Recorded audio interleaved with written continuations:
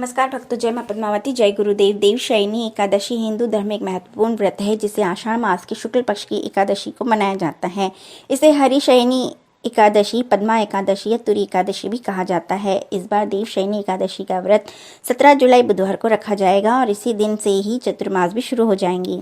आषाढ़ शुक्ल की एकादशी की तिथि की शुरुआत 16 जुलाई की रात को 8:33 से होगी और इसका समापन 17 जुलाई की रात को 9:02 पर होगा। अतः उदया तिथि के अनुसार देवशयनी एकादशी का व्रत 17 जुलाई को रखा जाएगा।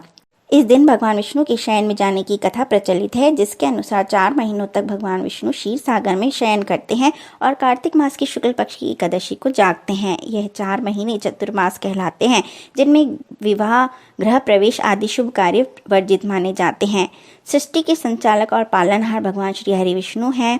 ऐसे में देवशयनी एकादशी के बाद भगवान पूरे 4 महीने के लिए योग निद्रा में चले जाते हैं। भगवान इस अवधि को भगवान का शयन काल भी कहा जाता है और इस शयन काल में सृष्टि का संचालन कार्यभार भगवान शिव संभालते हैं।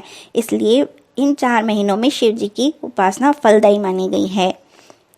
देवशयनी एकादशी का व्रत रखने से व्यक्ति को धन, स्वास्थ्य, समृद्धि की प्राप्ति होती है। इस दिन व्रत पूजा करने से समस्त पापों का नाश होता है और मोक्ष की प्राप्ति होती है।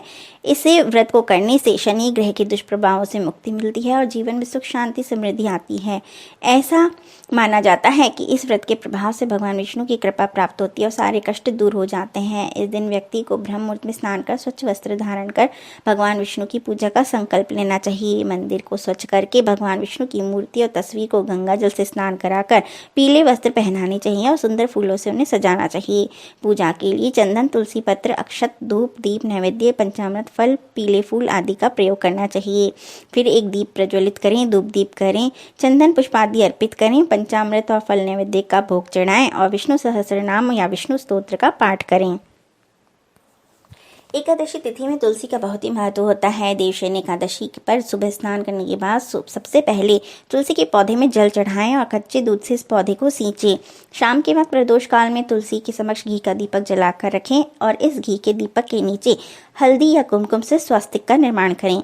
तुलसी की पूजा करने पर भगवान विष्णु और माँ लक्ष्मी दोनों ही प्रसन्न होते हैं और धन में वृद्धि होती है तथा पूरा परिवार सुख संपन्न होता है। इस दिन माँ धन की देवी माँ लक्ष्मी की पूजा करने के लिए कमलगट्टे, कमल का फूल, गुलाब का फूल, गुड़हल का फूल और पीली कौड़ियाँ लेनी चाहिए और इन्हें माँ को अर्पित करना चाहिए। इस दिन माँ को खीर, मखाने की खीर, दूध से बनी मिठाई का भोग लगाकर श्री सूक्त या कनक धारा स्तोत्र का पाठ करना चाहिए। इससे आपके घर और कारोबार में धन का प्रवाह बढ़ता है और संपत्ति वैभव में बढ़ोतरी होती है। इस दिन केले के पेड़ पर हल्दी मिश्रित जल चढ़ाएं, साथ ही चने की दाल, गुड़ अर्पित करें। देवशयनी एकादशी का व्रत रखकर पारण करने के बाद जरूरतमंद लोगों को केले का फल का दान अवश्य करें और भगवान विष्णु से प्रार्थना करें कि आपका घर लक्ष्मी से भर जाए। यदि आपके कार्य क्षेत्र में मुश्किलें आ रही हैं और आपको स्किल्स दिखाने के मौके नहीं मिल रहे, तो इस देवशयनी एकादशी पर आप श्री हरि विष्णु का पंचामृत से अभिषेक करें। यदि माता लक्ष्मी को और माता तुलसी को आप श्रृंगार की सामग्री अर्पित करते हैं तो इससे आपके जीवन में जो भी मनमुटाव की स्थिति हो रही है वो दूर हो जाएगी और दिन ब दिन कलेश जो रहता है वो भी समाप्त हो जाएगा।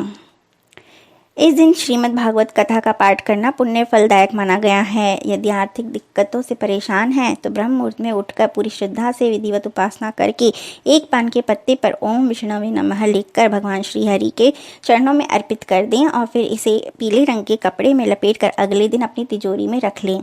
देवशयनी एकादशी के दिन पीपल के पेड़ के नीचे घी का दीपक जलाएं, परिक्रमा करें। विष्णु भगवान के साथ साथ माँ लक्ष्मी के आशीर्वाद भी प्राप्त होता है। इसके साथ ही यदि आप आंवला वृक्ष में भी दीपक प्रज्वलित करते हैं तो उससे भी माँ लक्ष्मी प्रसन्न होती हैं, साथ ही शिव जी का आशीर्वाद भी प्राप्त होता है। इस दिन एक लाल मिट्टी के बर्तन में एक चांदी का सिक्का डालकर उसे चावल से भरकर एक सफ़ेद कपड़े से ढककर अगर आप घर की उत्तर दिशा में रखते हैं तो इससे आपके धन लक्ष्मी योग की निवृत्ति होती है और घर में धन धान्य की वृद्धि होती है।